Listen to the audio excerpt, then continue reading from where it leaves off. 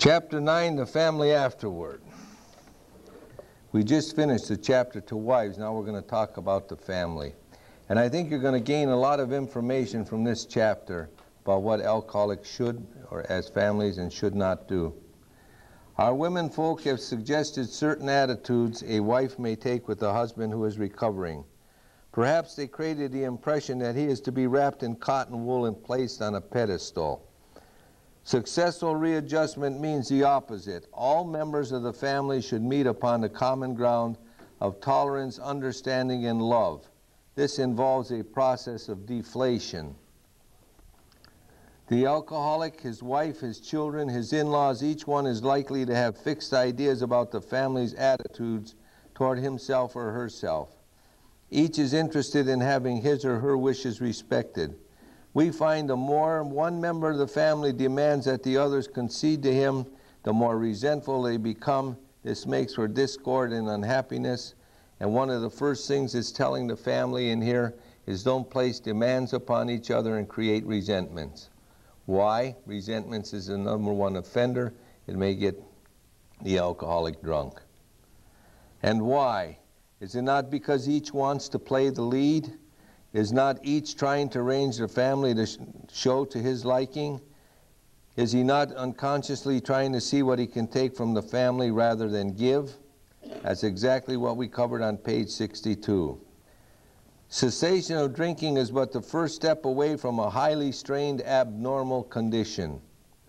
In other words, the second thing they're saying is when an alcoholic isn't drinking, that's an abnormal condition for them.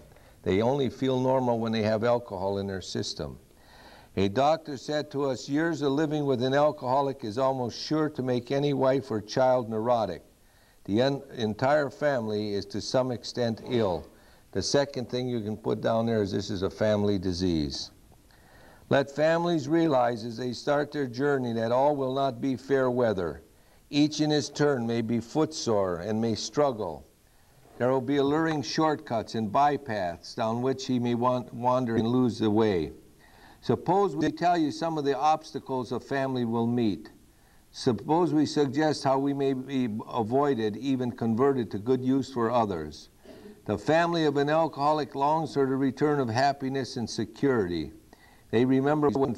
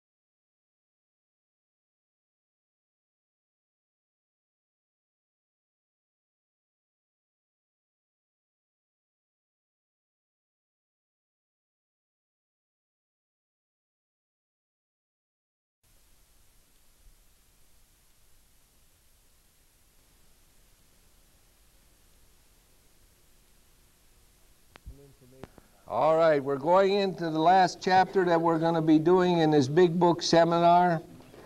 And the chapter is A Vision for You. Now, why do you think they wrote a chapter, A Vision for You?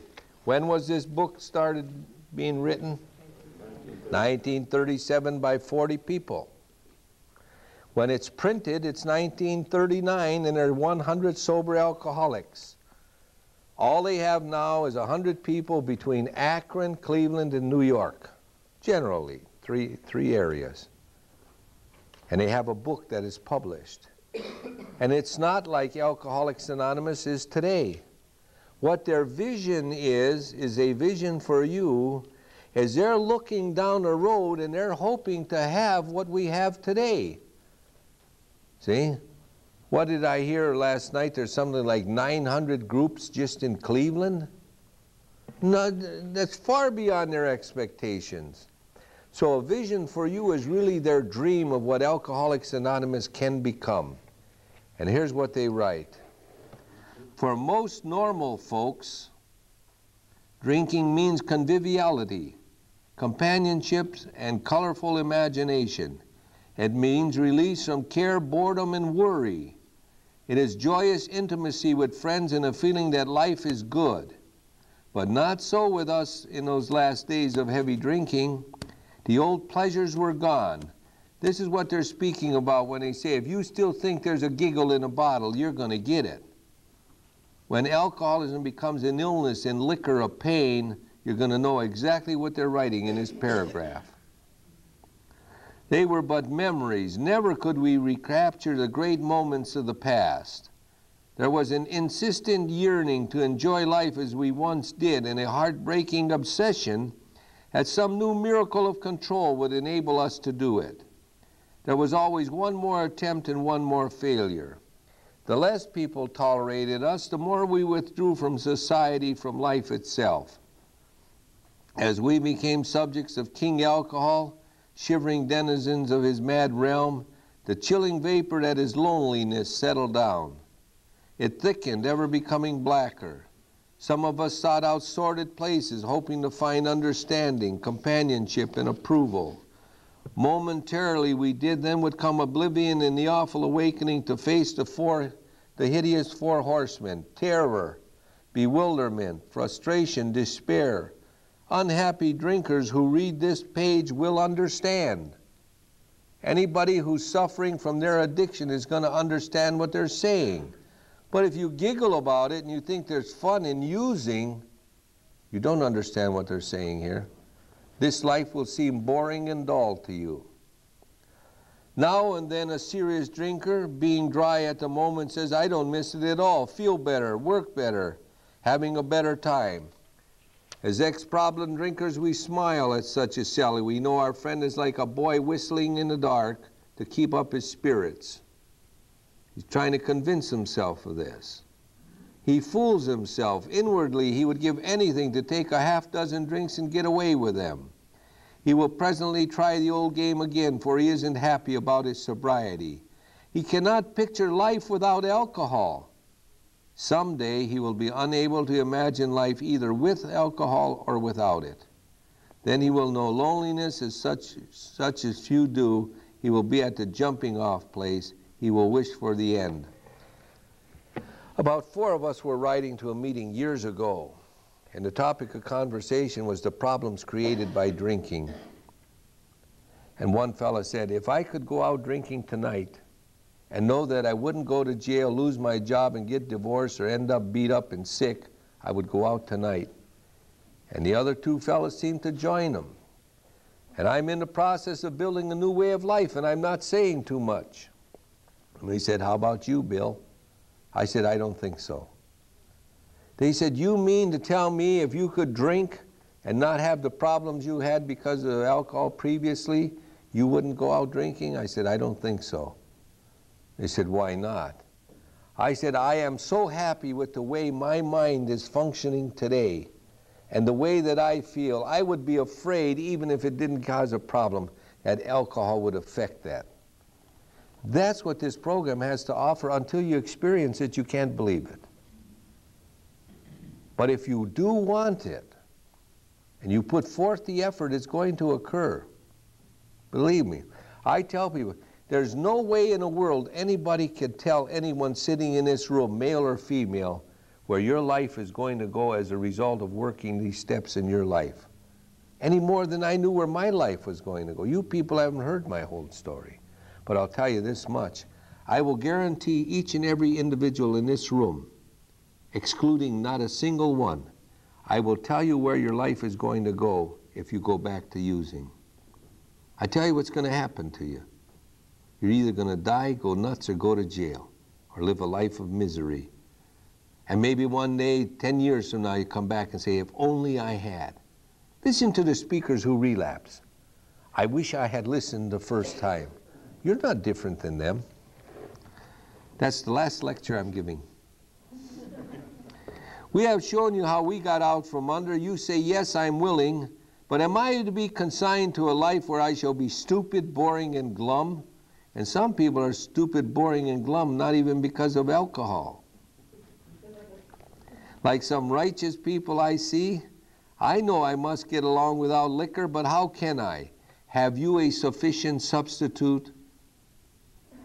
Who thinks that AA is a life of being boring and glum? I'll tell you a boring and glum life.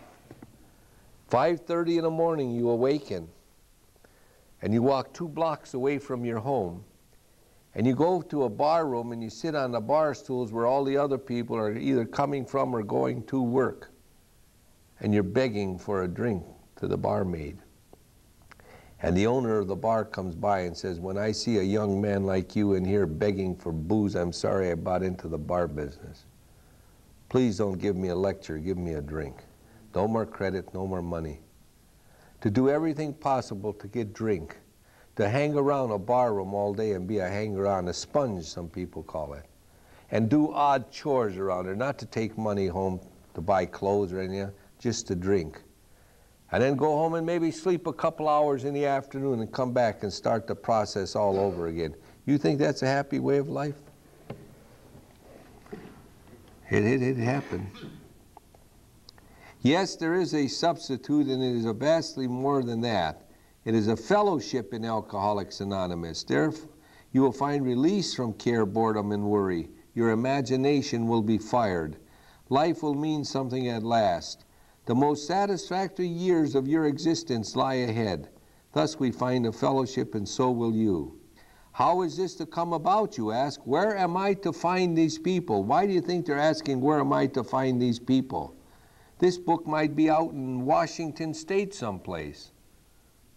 And there's no fellowship around them. It says, where am I to find these people? Always remember, when this chapter is written, there's only 100 people sober in the whole United States, in 3 cities. You are going to meet these new friends in your own community. Near you, alcoholics are dying helplessly like people in a sinking ship. If you live in a large place, there are hundreds. High and low, rich and poor, these are future fellows of Alcoholics Anonymous.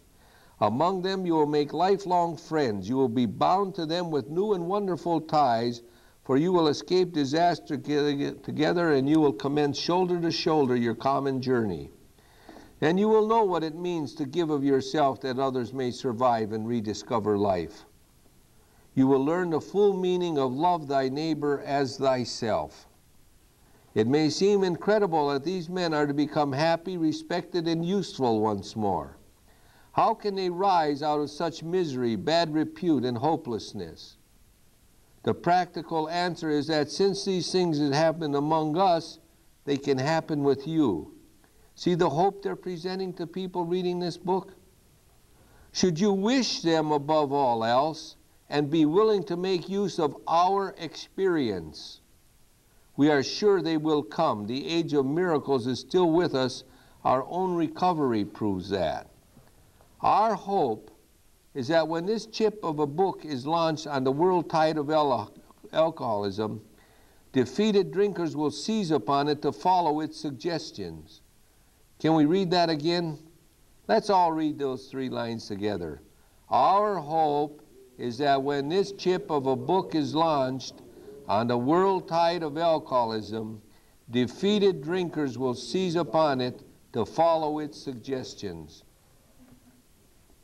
Many, we are sure, will rise to their feet and march on. They will approach still other sick ones, and fellowships of Alcoholics Anonymous may spring up in each city and hamlet, havens for those who must find a way out. In the chapter Working with Others, you gathered an idea how we approach and aid others to health. That's the way they suggested to do it. They didn't suggest you tell them 90 meetings in 90 days. They suggested you give them this book to read, to get an education about what alcoholism is and the recovery process, and then to share their story and assist them. In the chapter Working with Others, you gathered an idea of how we approach and aid others to health. Suppose now that through you several families have adopted this way of life. You notice it didn't say alcoholics? What did it say? Several what? Families have adopted this way of life. Always from the very beginning, the founders recognized the important fact that alcoholism should be treated as a family disease. You want to know more of how to proceed from that point. Perhaps the best way of treating you to a glimpse of your future will be to describe the growth of the fellowship among us. Here is a brief account. Years ago, in 1935, one of our number made a journey to a certain western city. That's Akron, Ohio. Bill Wilson. From a business standpoint, his trip came off badly. He didn't get the stock ownership that he wanted. Had he been successful in his enterprise, he would have been set on his feet financially, which at that time seemed vitally important. Bill would have been set up financially. Had it occurred, we may never have had AA. But his venture wound up in a lawsuit and bogged down completely. The proceeding was shot through with much hard feeling and controversy. Bitterly discouraged, he found himself in a strange place, discredited and almost broke. Still physically weak and sober but a few months, he saw that his predicament was dangerous. He wanted so much to talk with someone, but whom? Why can't he talk to anybody? 1935, there's no fellowship. There's no AA around any place. There's not even a book to read. One dismal afternoon, he paced a hotel lobby, wondering how his bill was to be paid. At one end of the room stood a glass-covered directory of local churches. Down the lobby, a door opened into an attractive bar. He could see the gay crowd inside, and that means happy, not the way we use it today. In there, he would find companionship and release. Unless he took some drinks, he might not have the courage to scrape an acquaintance and would have a lonely weekend. Of course he couldn't drink, but why not sit hopefully at a table, a bottle of ginger ale before him? After all, had he not been sober 6 months now? Perhaps he could handle, say, 3 drinks, no more. What's happening to Bill? There it comes. Fear gripped him because he's recognizing he's alcoholic. He can't metabolize alcohol. If he takes a drink, he's shot. He was on thin ice. Again, it was the old insidious insanity. What's our old insidious insanity? The first drink. Always keep that in mind. It'll keep you out of mental health. With a shiver, he turned away and walked down the lobby to the church directory. Music and gay chatter still floated him from the bar. Look where Bill's mind goes. But what about his responsibilities, his families, and the men who would die because they would not know how to get well? Ah, yes, those other alcoholics. Always thinking of others. When your program becomes a thought that you're a necessary tool to help others, you place a little more value on your own sobriety. Because you're practicing unselfishness, you're thinking of others rather than yourself. There may be many such in this town. He would phone a clergyman. His sanity returned and he thanked God. It means he accepted his alcoholism. Selecting a church at random from the directory, he stepped into a booth and lifted the receiver. His call to the clergyman led him presently to a certain resident of the town who, though formerly able and respected, was then nearing the nadir of alcoholic despair. It was the usual situation: home in jeopardy, wife ill, children distracted, bills in arrears, and standing damaged. He had a desperate desire to stop, but saw no way out, for he had earnestly tried many avenues of escape. Painfully aware of being somehow abnormal, the man did not fully realize what it meant to be alcoholic. When our friend related his experience, the man agreed that no amount of willpower he might muster could stop his drinking for long. Bill Wilson is talking to Dr. Bob. A spiritual experience, he conceded, was absolutely necessary, but the price seemed high upon the basis suggested. He told how he lived in constant worry about those who might find out about his alcoholism. He had, of course, the familiar alcoholic obsession that few knew of his drinking. Dr. Bob thought nobody knew he was drinking. His biggest fear was that somebody was going to find out about it and he would lose his business. He didn't have any business anyway. Clarence Snyder, who came down from Cleveland to visit him, went down there because he heard there was a doctor in Akron who fixed alcoholics. That's what they used to call it, fixing them. And when he went down to Dr. Bob's Akron office, he went up the stairs and he looked at the sign on the door and says, Dr. Robert H. Smith, proctologist.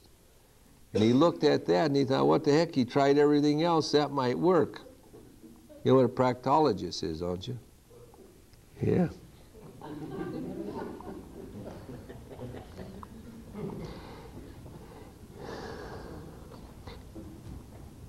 Why, he argued, should he lose the remainder of his business only to bring still more suffering to his family by foolishly admitting his plight to people for whom he had made his livelihood?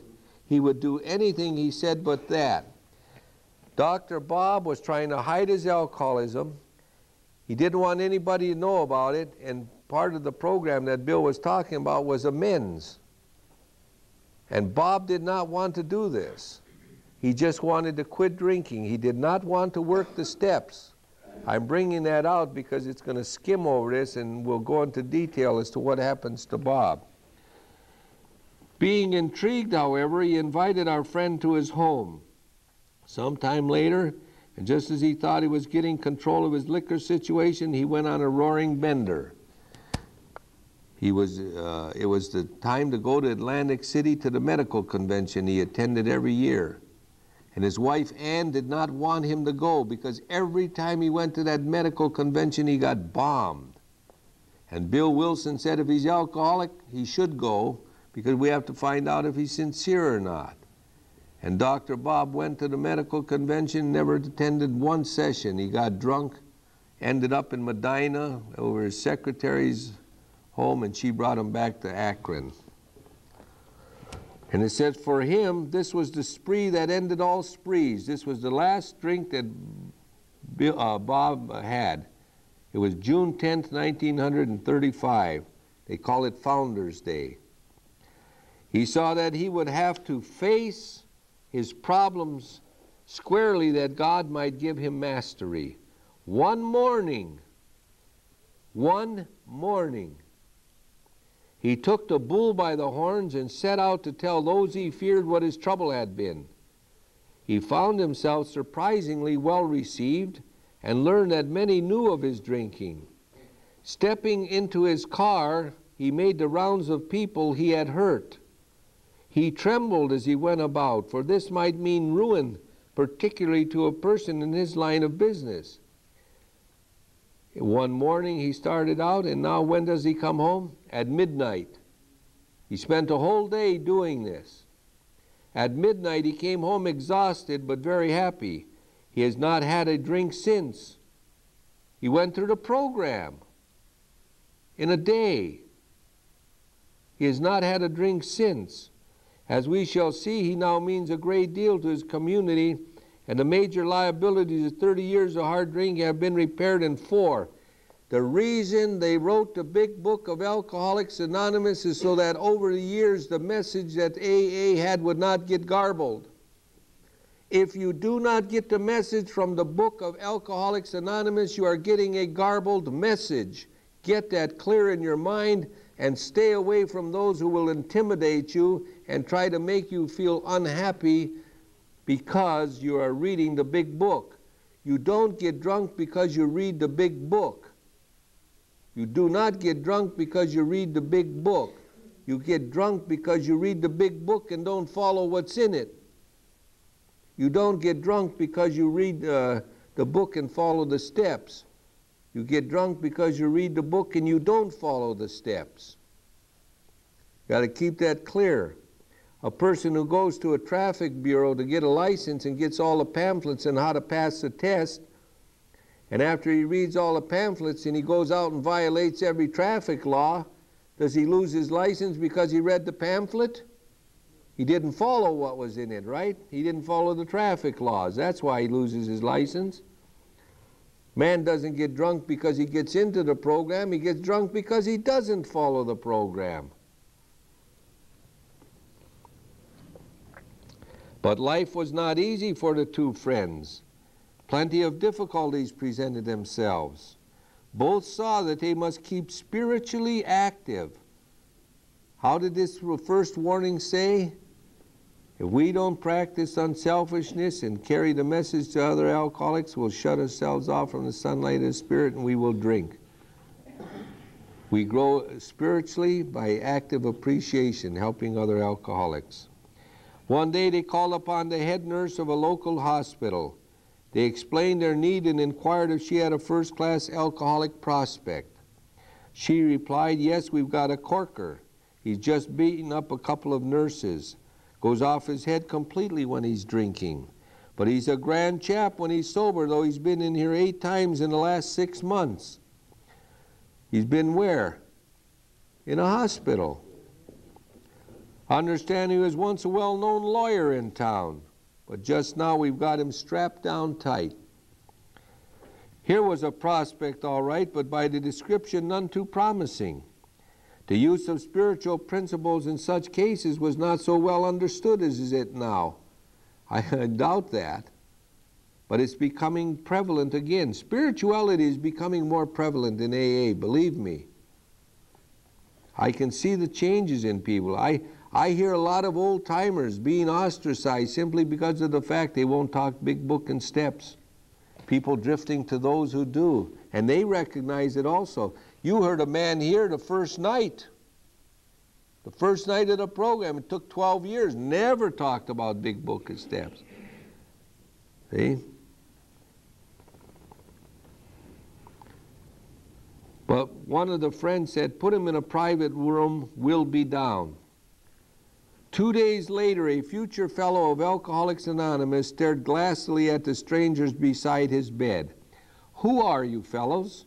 And why this private room? I was always in a ward before." Said one of the visitors, "We're giving you a what? Treatment for alcoholism." What are they giving him?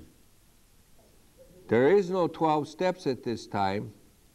Bill hasn't written them yet. They're giving him the 6 steps of the Oxford movement from page 292. Page 292. Those of you who have the small red books, you won't have this.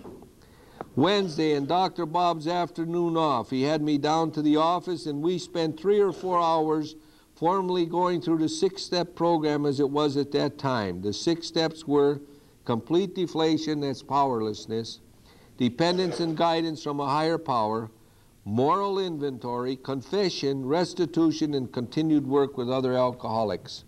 The format for the 12 steps was already in place through the Oxford movement. Bill expanded on them.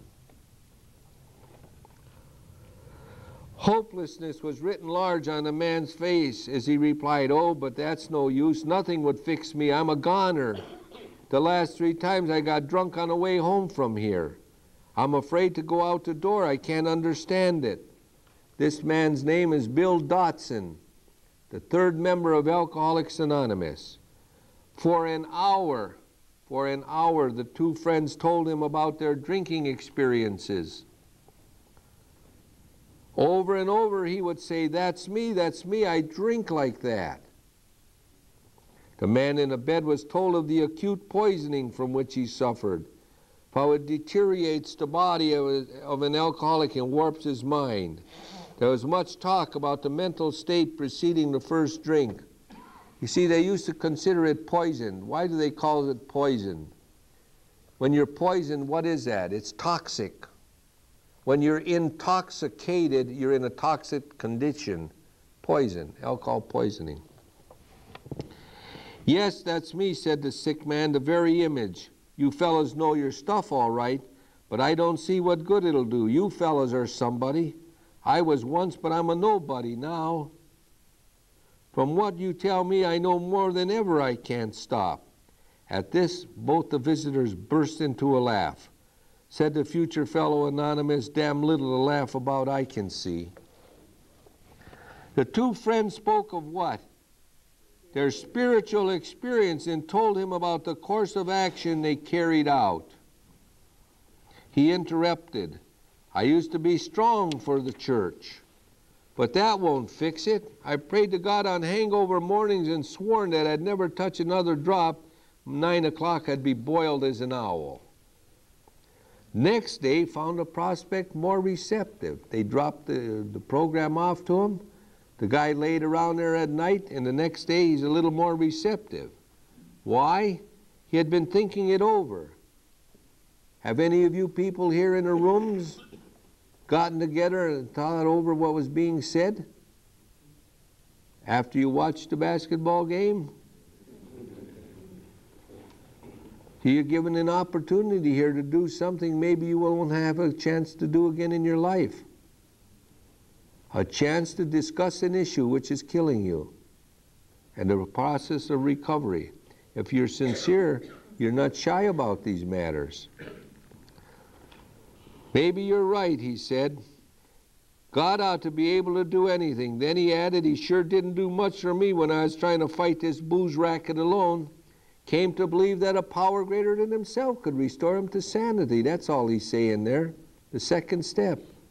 I can't do it, God can. On the third day, the lawyer gave his life to the care and direction of his Creator and said he was perfectly willing to do anything necessary. My God, what a liar he's making out of a lot of people in AA today. They're telling you you can't do this, and the program's telling you you should do this. Who am I to listen to? The Johnny-come-latelys? They'll always tell you, yeah, we watch guys like Findley over the years telling you guys this. They're all drunk. Well, don't listen to this stuff.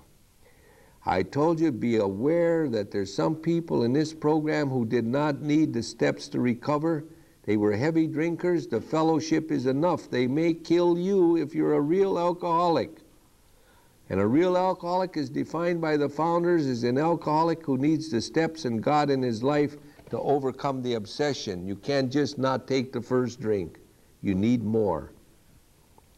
His wife came, scarcely daring to be hopeful, though she thought she saw something different about her husband already. He had begun to have a spiritual experience. That afternoon he put on his clothes and walked from the hospital a free man. He entered a political campaign, making speeches, frequenting men's gathering places of all sorts, often staying up all night. He lost the race by only a narrow margin, but he had found God, and in finding God he had found himself. That was in June 1935. He never drank again.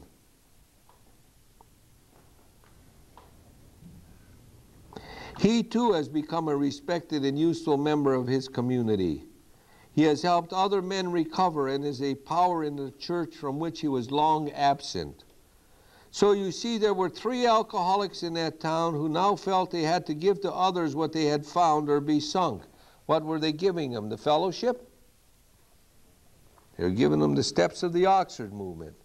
We had a man lead a very large meeting in our area, and there was no comments at that meeting. He said, always remember, the book came out of the fellowship. The fellowship did not come out of the book, a direct contradiction. There was no such thing as a fellowship. There was a spiritual movement called the Oxford groups that were already in existence. For 4 years, Alcoholics Anonymous was known as the Oxford groups, from 1935 to 1939 when his book was published. It was not until 1939 that the program became known as Alcoholics Anonymous after the publication of the book. So you see, he stood up and gave direct, erroneous information without knowing what he was saying and believing it. That's how misinformed many people are with years of sobriety. After several failures to find others, a fourth turned up. He came through an acquaintance who had heard the good news. He proved to be a devil-may-care young fellow whose parents could not make out whether he wanted to stop drinking or not. They were deeply religious people, much shocked by their son's refusal to have anything to do with the church. He suffered horribly from his sprees, but it seemed as if nothing could be done for him. He consented, however, to go to a hospital where he occupied the very room recently vacated by the lawyer. He had 3 visitors. After a bit, he said, "The way you fellows put this spiritual stuff makes sense. I'm ready to do business." I guess the old folks were right, after all. So one more was added to the fellowship. All this time, our friend of the hotel lobby incident remained in that town.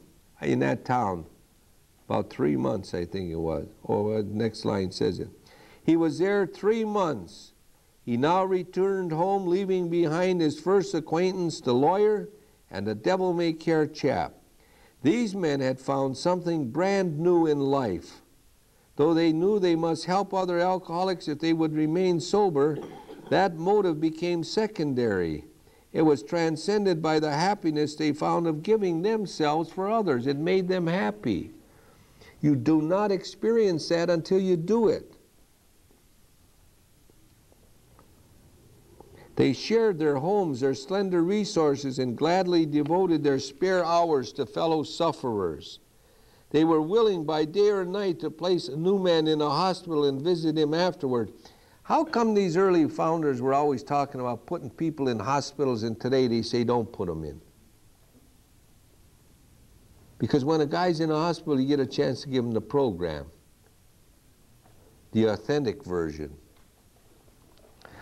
They grew in numbers. They experienced a few distressing failures, but in those cases they made an effort to bring the man's family into a spiritual way of living, thus relieving much worry and suffering. Again, always think of the family of the alcoholic also, family treatment. When people get up on the television today and they say alcoholism is a family disease, they think they're saying something new. From the very beginning of this program, family illness, bring the family in, bring the children in, family illness. Let the family join in prayer and meditation.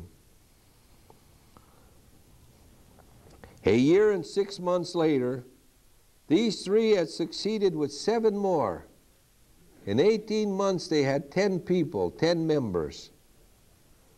Seeing much of each other, scarce an evening passed that someone's home did not shelter a little gathering of men and women happy in their release, and constantly thinking how they might present their discovery to some newcomer.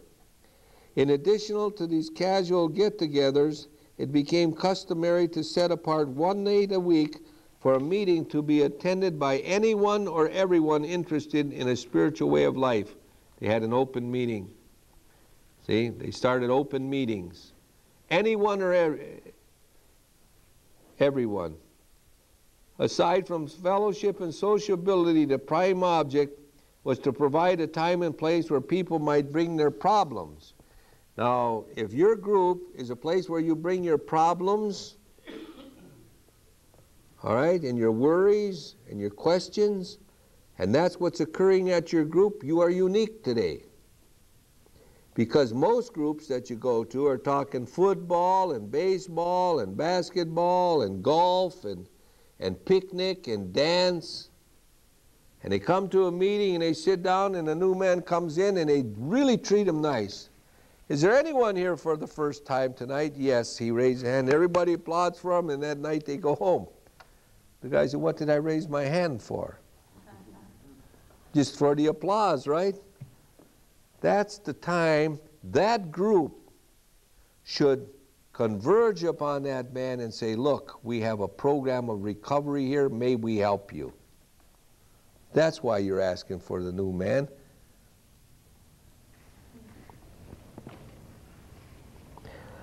Outsiders became interested. One man and his wife placed their large home at the disposal of this strangely assorted crowd. T. Henry and Clarice Williams, Oxford movement people. This couple has since become so fascinated that they have dedicated their home to the work. Many a distracted wife has visited this house to find loving and understanding companionship among women who knew her problem, to hear from the lips of their husbands what had happened to them, to be advised how her own wayward mate might be hospitalized and approached when next he stumbled. They sure believed in hospitalization. Many a man, yet days from his hospital experience, has stepped over the threshold of that home into freedom. Many an alcoholic who entered there came away with an answer. He succumbed to that gay crowd inside who laughed at their misfortunes and understood his. Impressed by those who visited him at the hospital, he capitulated entirely when later in an upper room of this house he heard the story of some man whose experience closely tallied with his own. The expression on the faces of the women, that indefinable something in the eyes of the men, the stimulating and electric atmosphere of the place conspired to let him know here was haven at last. The very practical approach to his problems, the abstinence of intolerance of any kind, the informality, the genuine democracy, the uncanny understanding which these people had were irresistible. He and his wife would leave elated by the thought of what they could now do for some stricken acquaintance in his family. They knew they had a host of new friends. It seemed they had known these strangers always. They had seen miracles, and one was to come to them. They had visioned the great reality, their loving and all-powerful Creator.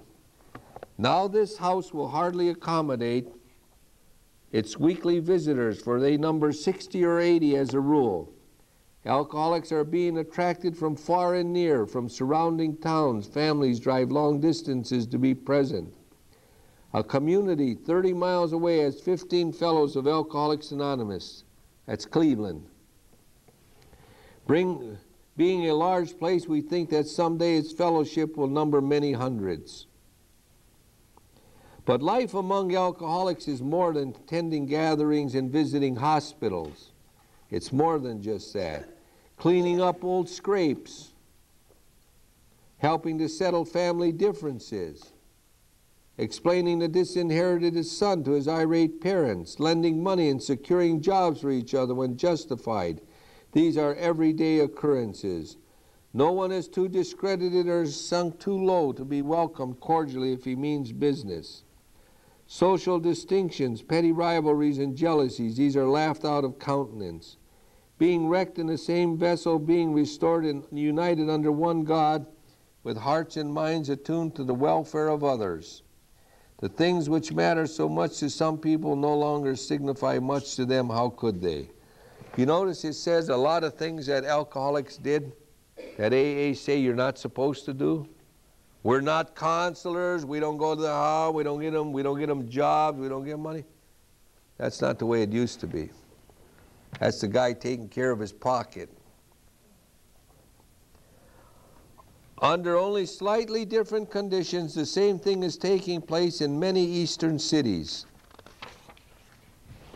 In one of these, there is a well-known hospital for the treatment of alcoholic and drug addiction. I want to bring that out because there's a lot of people who stand up at meetings and say, I'm an alcoholic addict. Well, that's not new. You just think it is. Because for some reason, there's a competition growing between 12-step programs, and I understand why.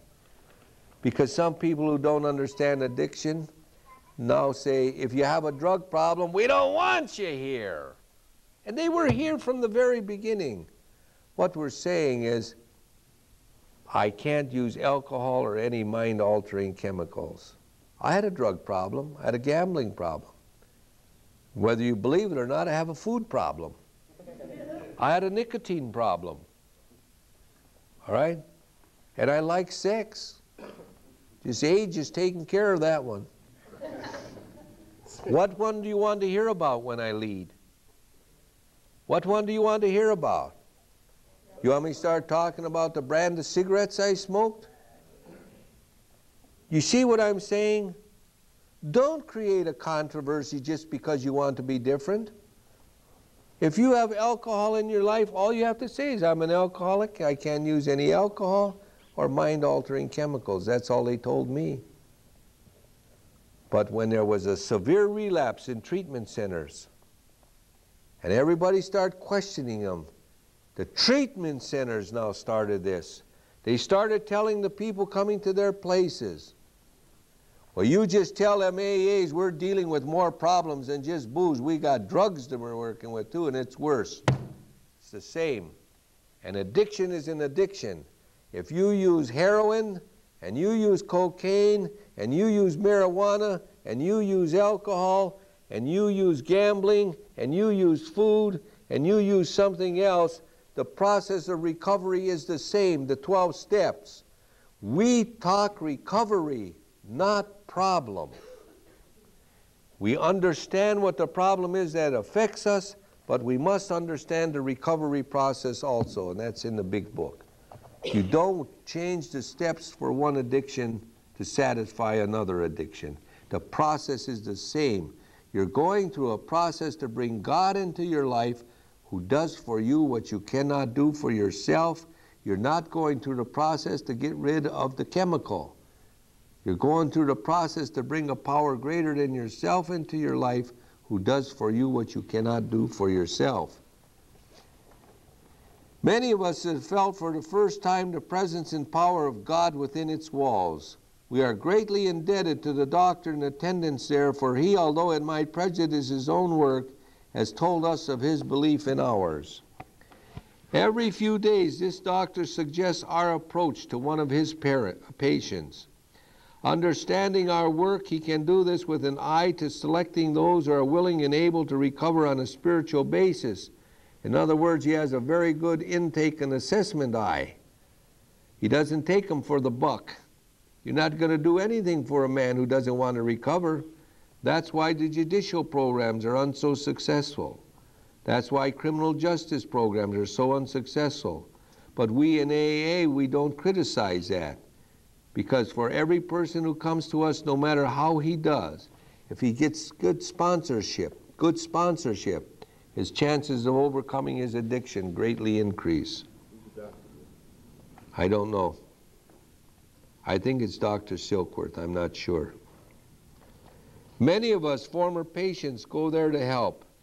Then in this eastern city, there are informal meetings such as we have described to you, where you may now see scores of members. There are the same fast friendships, there's the same helpfulness to one another as you find among our Western friends. Western friends refers to Akron and Cleveland. There's a good bit of travel between East and West, and we foresee a great increase in this helpful interchange.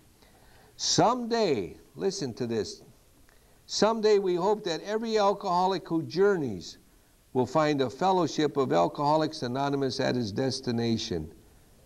It's exactly what we have. There's very few places you can go where you won't find AA anymore. To some extent, this is already true.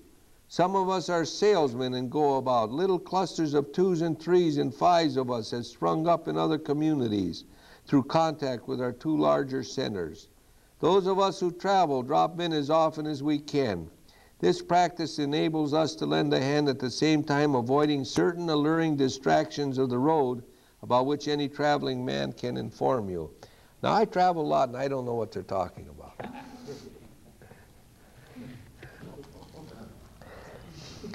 In 1985, at the 50th anniversary of Alcoholics Anonymous, I heard a man speak who was from Newfoundland. And he was sober then, let's see, 85, he said he had 29 years. So how long would he be sober now? About 34 years? About 34 years, 29, no, 37 years. Figure this out for me. 29 years. Yeah, 38 years. He's sober about 38 years now if he's still living. There was no Alcoholics Anonymous in his city where he lived. None.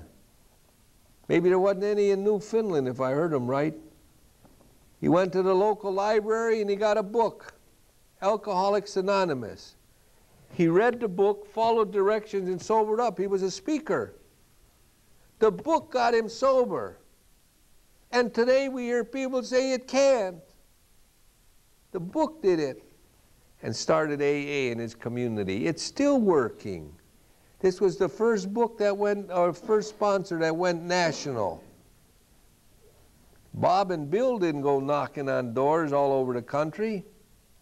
People purchased his book, followed directions, and AA grew. That's why we're sitting here today. To some extent, this is already true. Oh, I read that, didn't I? Thus we grow, and so can you. Though you be but one man with this book in your hand, though you be but one man with this book in your hand, we believe and hope it contains all you will need to begin. That's why they wrote the book, so the message would not get garbled. We know what you are thinking. You are saying to yourself, I'm jittery and alone. I couldn't do that, but you can. You forget that you have just now tapped a source of power much greater than yourself. What is that power? God. To duplicate with such backing what we have accomplished is only a matter of willingness, patience, and labor. We know of an AA member who was living in a large community. He had lived there but a few weeks when he found that the place probably contained more alcoholics per square mile than any city in the country. He must have been in Lorain, I don't know. This was only a few days ago at this writing, 1939. The authorities were much concerned. He got in touch with a prominent psychiatrist who had undertaken certain responsibilities for the mental health of the community. The doctor proved to be able and exceedingly anxious to adopt any workable method of handling the situation, so he inquired, what did our friend have on a ball? Our friend proceeded to tell him, and with such good effect that the doctor agreed to a test among his patients and certain other alcoholics from a clinic which he attends. Arrangements were also made with the chief psychiatrist of a large public hospital to select still others from the stream of misery which flows through that institution. See how happy psychiatrists were to get AA in those days? Because they didn't have anything. So our fellow worker will soon have friends galore. Some of them may sink and perhaps never get up. But if our experience is a criterion, more than half of those approached will become fellows of Alcoholics Anonymous. When a few men in this city have found themselves and have discovered the joy of helping others to face life again, there will be no stopping until everyone in that town has had his opportunity to recover if he can and will. Now you got to get this in context. They're talking about a man with a book who's going to start helping other people. He's alone.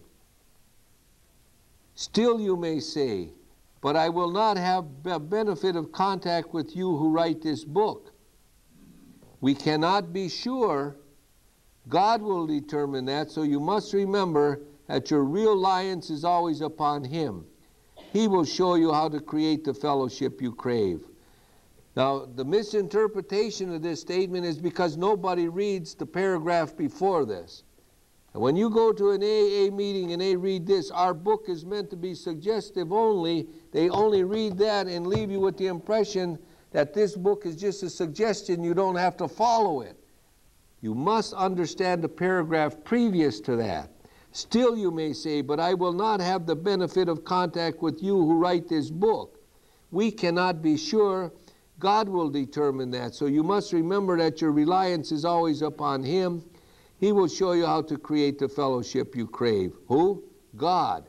Because our book is meant to be suggestive only. God's going to direct your life. We realize we know only a little. God will constantly disclose more to you and to us.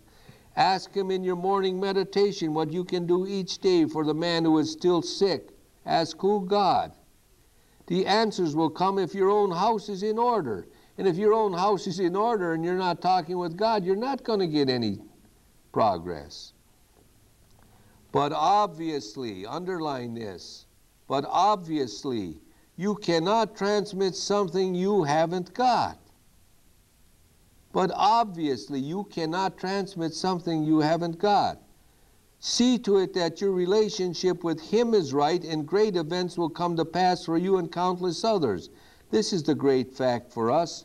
Abandon yourself to God as you understand God. Admit your faults to Him and to your fellows. Clear away the wreckage of your past. Give freely of what you find and join us. We shall be with you in the fellowship of the Spirit, and you will surely meet some of us as you trudge the road of happy destiny. May God bless you and keep you until then. And some people say the path is not easy because the founders say you trudge the road, and when you trudge the road it's difficult because you're trudging. And if you look in the dictionary, trudge is nothing more than a word that means walk. He should have put walk down there and eliminated all the controversy over trudge versus walk. And if they would have said, and you will surely meet some of us as you walk the road of happy destiny, it would have sounded much more simple. We have now concluded the Big Book Seminar. This has been a very good group to work with. I've met a lot of new friends here, and I know that those of you that are intent on staying sober are going to apply these steps to your life and carry this message to others. If you get no other satisfaction than the fact that when you get down at your knees at night, you can say to God, thank you for allowing me to help someone else. Thank you.